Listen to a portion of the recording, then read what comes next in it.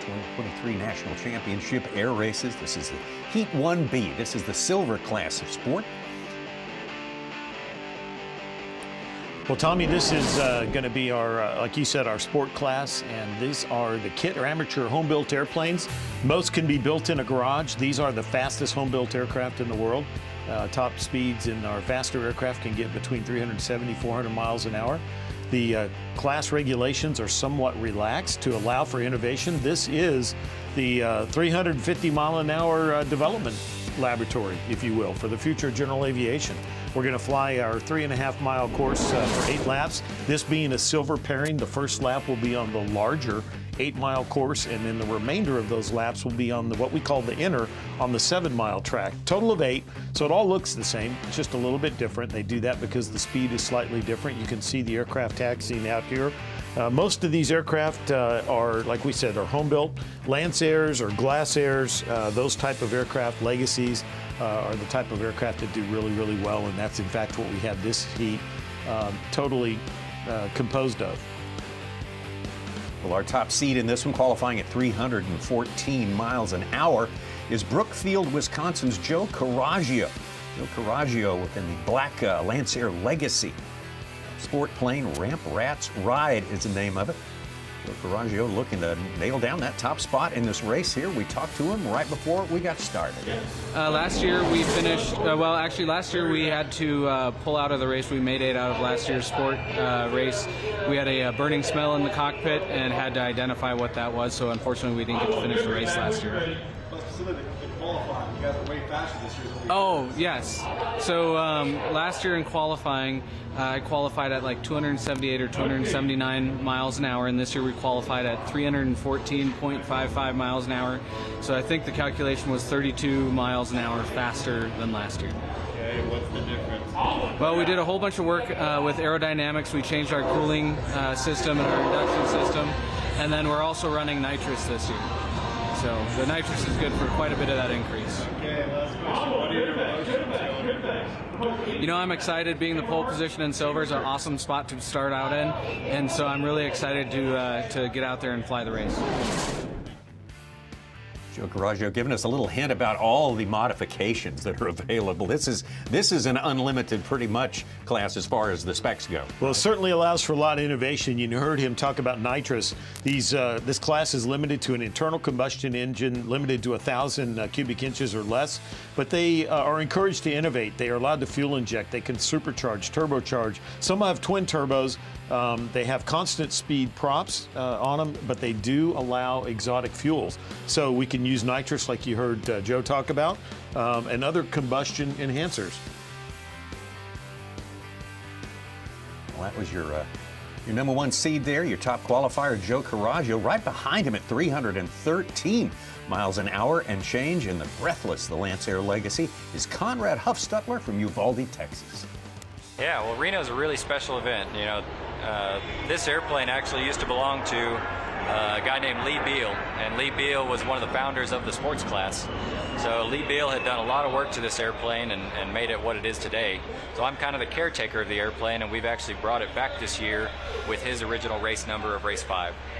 So I'm very proud to have it here and showcase it with his original number and his original paint.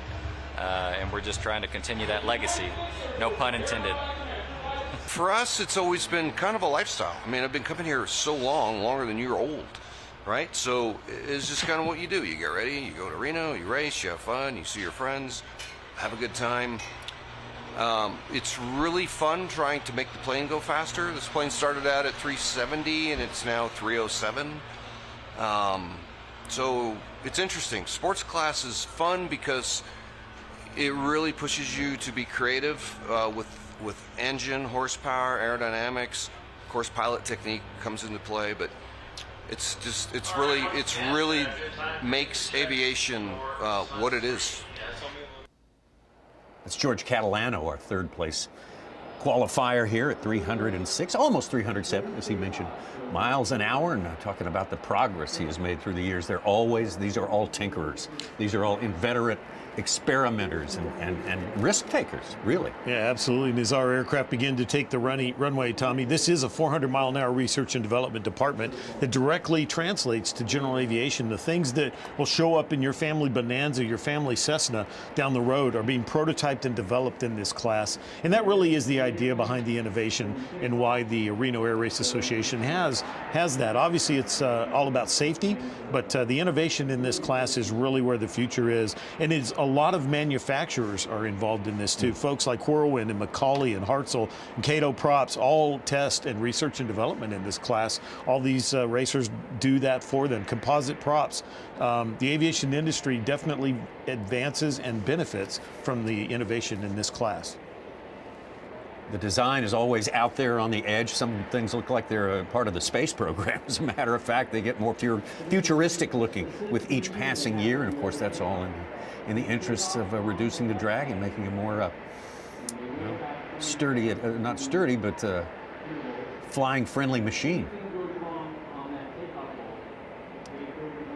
So this is our pace plane that's taken the runway there on center screen there, Tommy, as he goes. And then the rest of our aircraft will depart in qualifying order. Race 5 is our pole position, number 2. So he is number 2, Conrad Huffstutler, as he departs in Breathless.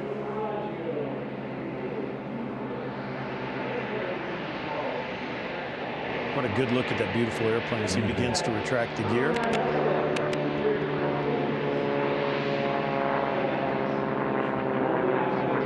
Lancer Legacy, great look at that aircraft as he comes there. And then the other racers will be departing right behind him. That's 56. George Catalano. They had Dingo. Another Lancer Legacy. Timothy Slater, cruise missile from Poplar Grove, Illinois. That's race number 10. You can see the civilian end number markings on the side of that aircraft. You know, this is somebody's flying airplane, right? And then behind them, Vince Walker, Moto Mio, race 2.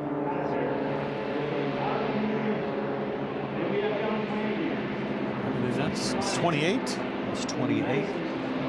That's Pete Zaccanino, former champion here in sport class back in 2007. He's also won in the jet class as well. Yeah. So a lot of experience, a lot of winning tradition with that guy. I love the name of his airplane, Coming In Hot. Coming in hot.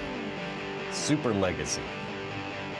Tommy, here we get a really close-up look here at what it looks like to be on the course with our sport flyers as they're making their way around. And here you get to see from our pylon cams, we'll get some live shots of that here in just a minute, but you can see how low and how fast, and we talked about the innovation. This really is a 400-mile-an-hour research and development department right here in front of you at Reno National Championship Air Races. All the things that are done in service of faster speeds make for more work for the pilot inside the airplane, keeping track of all these the additional aids to speed there, from the turbines to everything else. So much like the unlimited class that we saw a little bit earlier today, Tommy, this class will circle around behind, back by Peavine Mountain, up behind the crowd, and they will eventually drop back into the race course that we talked about earlier with our 8 laps. But they will also have to come down the chute and be side by side in the lane as they go. They head for the guide pylon that we talked about earlier, and they must stay in their lane until they get to that guide pylon and make their way around. So right now they are working together to be all formed up together. Once they depart, takes a little bit to get everybody joined back up in formation and in position to come back down the chute and start the race here side by side.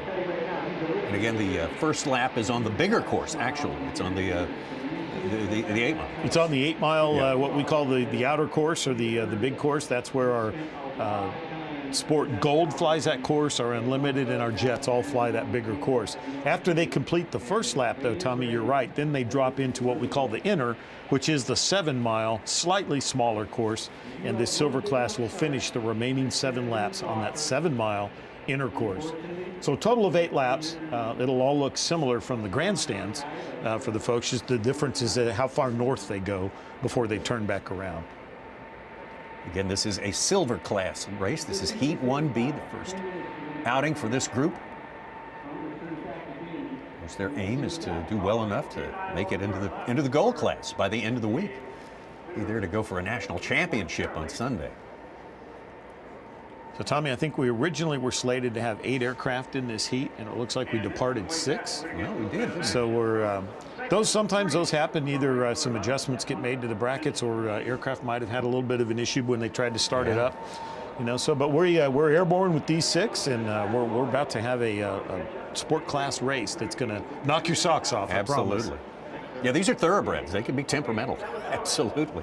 Well, and you heard 2 of the folks we interviewed before the start of the race talk about in the last few years, they've increased their speed 20 to 30 knots, which you think about, they've already were pushing it as fast as it could go. That's remarkable innovation and improvement. And you're right, Tommy, they are pushing the limit on trying to squeeze every drop of speed they can out of these airplanes. There is a limit for engine size, right, in terms of cubic inches? Yes, sir. It's limited to 1,000 cubic inches or less. It has to be an internal combustion engine. And it's limited to that size, but then from there they allow the innovation, all the exotic fuels that we talked about, the combustion enhancers like nitrous oxide, all those sort of things are allowed in this case, in this class. So they continue to circle back behind Peavine Mountain, which is behind the crowd, and from what you see on the screen here, we basically are near the top of the grandstand, so it's behind and to the right. East, right? With this shot right here, we're looking north and east, and the airplanes are circling directly behind that camera shot. Behind, if you were standing there, it'd be behind your right shoulder, is where they're lining up to come. Eventually, they will drop in from the top right of your screen. They'll drop from right to left across the screen, and they will be line abreast as they come down what we call the chute. And they are in lanes, line abreast. They have to stay in those lanes all the way to the guide pylon, which is out in the foothills. We saw that in the unlimited class earlier. And once they get to the guide pylon, then they can turn and brake. So coming down the chute, if my airplane's faster than yours, I can get in front of you, or vice versa. I just can't cut over and turn in until we get to the guide pylon. So that's kind of the key there, is staying in your lane until the guide pylon. Same rules we see in the jet class and the unlimited class as far as that goes. And that's all about safety. Yeah, is what that's about. All indications we have a good crowd, especially for a Thursday on hand here. Huge crowds expected this week. This is the last dance. The final flag week for 6 decades here in Reno. Of course, everyone's kind of sad about that, but of course, this is the time to celebrate all that we've taken from this tremendous event, this one-of-a-kind event in all of sports during this week here. It's going to be a party. It's going to be fun all week. Yeah, absolutely. And we've got all of our energy focused on Reno and making it the best that it's ever been. But there, as we heard the chairman say earlier, Fred Telling talk about, there's 6 different communities in the United States now have submitted proposals for the future of air racing. And we are certainly racing for the future as we not only look to an additional location, but as we look to scholarships and other ways to inspire the next generation of aviation professional and colleagues that are going to join us in this industry. Yeah, big push for scholarships, the creation of scholarships, funding them for the younger people in this business. And they're needed, absolutely. Right. And here we see again some more of the amazing tradition here at Reno. Some of the antique fire truck in this case, World War II era, and some of the folks that have either volunteer groups or whatever are getting the opportunity to be showcased in front of the crowd. I'm impressed, even the vintage of fire trucks. Rob, that's quite impressive. Well, the Army Air Corps on the side gave it away, Tommy. It's not as impressive as it seems. What a beautiful example of a historic fire truck there, making its way down in front of the crowd as we wait for the sport class that just departed. And it may seem like, well, where'd they go? Well, it takes a little bit to get all joined up and get side by side and circle back around where they're going to be coming down the chute shortly. So I would expect that we're going to see them back here in the race area very soon, as they make their way back around and circle in. We'll be able to hear here in just a few minutes as we listen in on the radio coverage, and we'll be able to hear the aircraft talking to each other as they make. We're hearing him right now. As a matter of fact, as we see the flags, it's completely dead still. What weather, what great racing weather we have, and here they come. There they are, Tommy. There we are. We've got all 6 aircraft. Remember, they're staying in their lane all the way down until the guide pylon, and so they can pull out in front of each other. They just can't turn in until they get to that guide pylon, and it's right up there in the foothills, and you'll begin to see them turn in about 2 or 3 seconds when they reach that pylon, and that's where we will know that they're at the guide pylon. There you can see it come into view. It's on top of the pole, and here's a great shot from the guide pylon on the ground.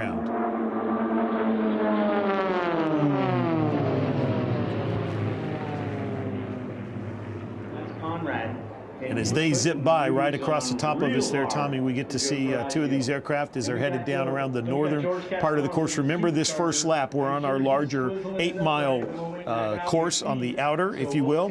And once they make their way back down through the Valley of Speed, that's what you see here as these aircraft are descending down southbound through the Valley of Speed. They'll make their way back to the home pylon, and then they'll circle to the inner 7-mile, slightly shorter course here momentarily. But here's a great shot from our pylon cam out in the desert.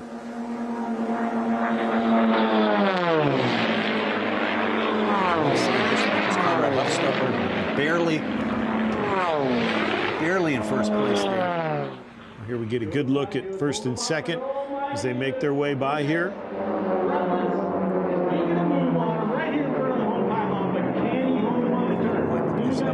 On the bottom, still with the lead.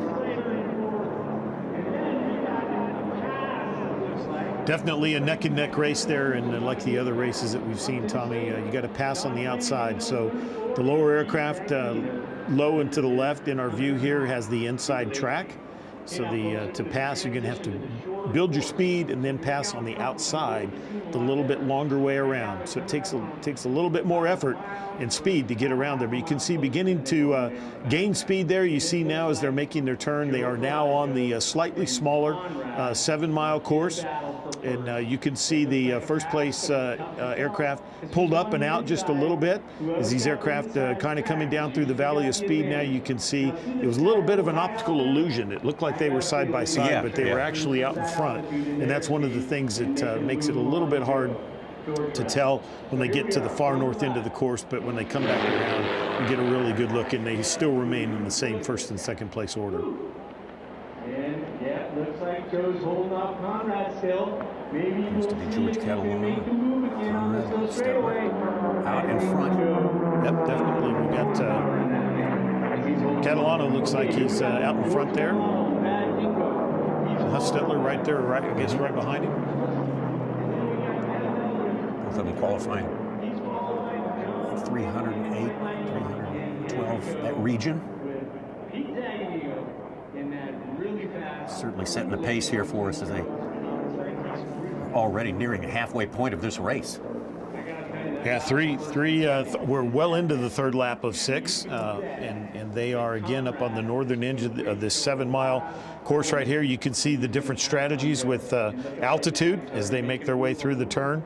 A little bit higher, wing flat. Now those 2 aircraft look like they're right beside each other, but as they continue to come around, you'll notice that the one aircraft indeed still in front of the other aircraft. Just an illusion from the altitude and the way that they come around those top corners. Here they are coming right into your living room, Tommy.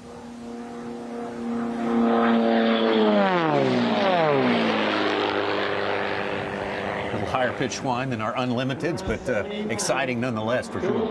Well, that's those amazing 1,000 cubic inch max engines that have all kinds of superchargers and exotic fuels and combustion enhancers going, trying to squeak out every drop of speed that we can get out of these aircraft as they make their way around. But like we said earlier, it really is the 350 to 400 mile an hour research and development department.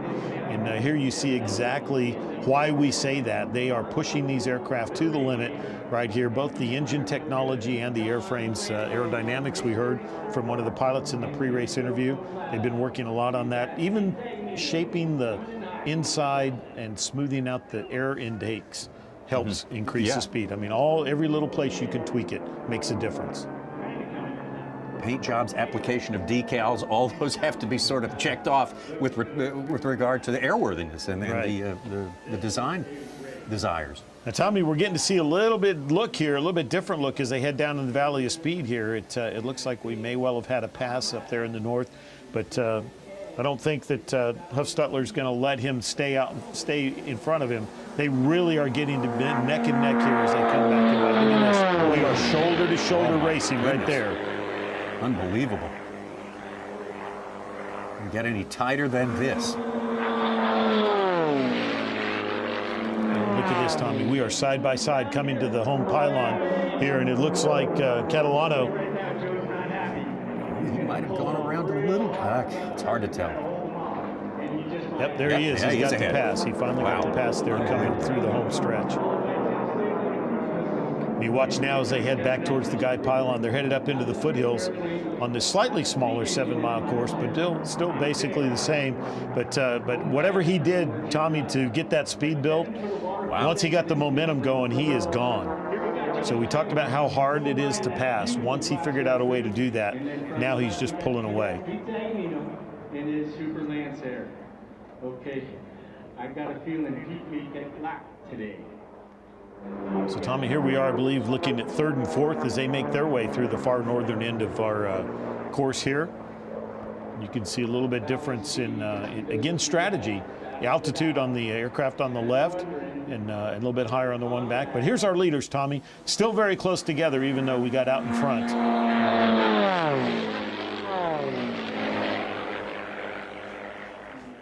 Nitrous oxide in the back seat. Well, we'll see. Right now, kind of looks like Conrad. Yeah, Conrad. Yes, it is. Conrad Huffstutler right there with wow. Those two have been just neck and neck the entire time, Tommy, and but it looks like it's going to kind of settle out here. We are on the white flag lap. Yep, this is final lap for these planes.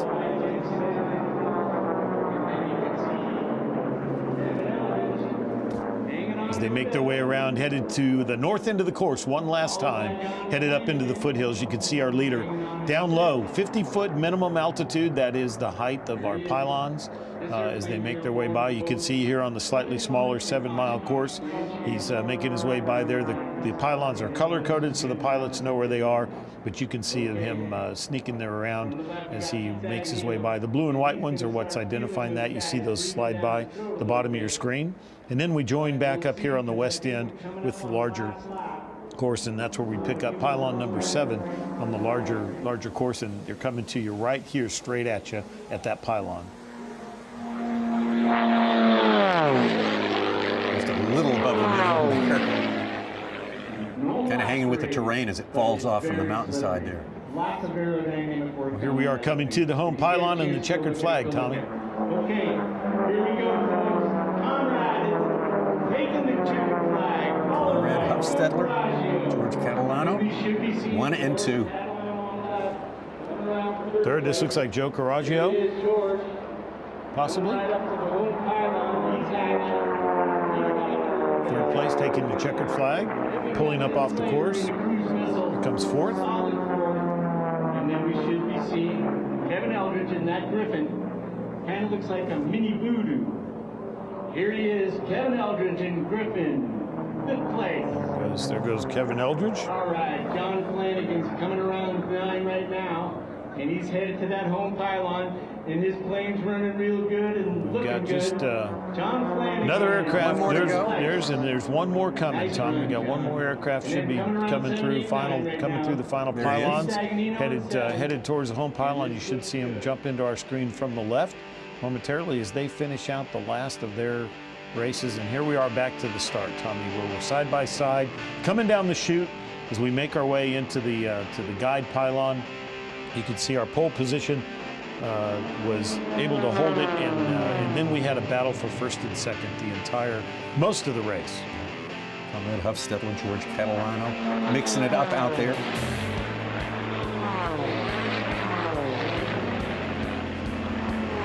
The field settled out behind the first two for somewhat, Tommy. We didn't have a lot of action back there, but man, 1st and 2nd was so exciting this entire race. There was a lot of strategy just trying to hold off 2nd place, but about 2/3 of the way through the race, we finally had the pass made. A beautiful red and white airplane there, and then once he got in front, that was it. You know, right here is where he completes the pass, and he gets out front, and there's no looking back. He began to just pull away.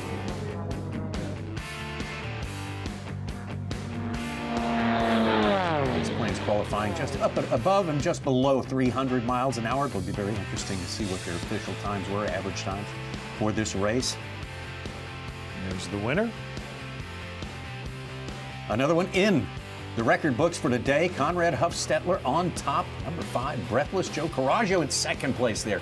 Grant Barrett's ride, and George Catalano finishing up in third place. Race number 56, Bad Dingo. Timothy Slater, race 10 in fourth place. Vince Walker, Moto Mio. Race 2 is in fifth. And that is Sport Heat 1B on Thursday, day 2 of racing in Reno.